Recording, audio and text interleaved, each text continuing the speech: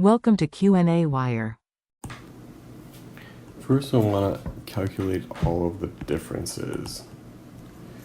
It's a little hard to read the table, but I think the differences from the first are 15 and 13. So that's a difference of 2. And then aspirin B minus aspirin A looks like 24 and 20, so a difference of 4. And you might have to adjust these if needed if one was too blurry. Then the differences of 12 and 10, 28 and 21, 17 and 17, 29 and 22, 7 and 5, 36 and 30, 12 and 7, and 18 and 11, which would be a difference of 7. So we find the differences, and now you calculate the mean of the differences. So you're going to add those up and divide by 10. Get that into a calculator.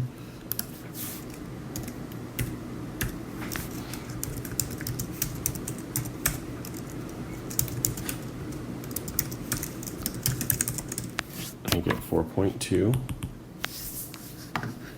and the standard deviation of the differences, I'll go ahead and calculate that as well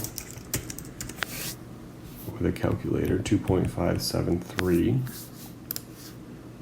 and the test statistic is going to be the mean of the differences over the standard deviation over the square root of the sample size. So that's going to be 4.2 over 2.573 over the square root of 10, which calculates to 5.16. And now the degrees of freedom would be 1 less than the number of pairs, which would be 9. And the critical T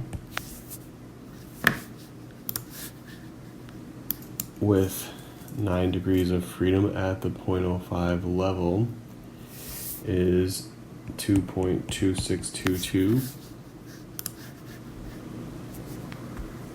And since T is greater than our critical, we would reject the null hypothesis. There is sufficient evidence to conclude that the mean concentrations of aspirin A and aspirin B in urine specimens are significantly different. So the experiment suggests the type of aspirin administered affects the urine concentration differently.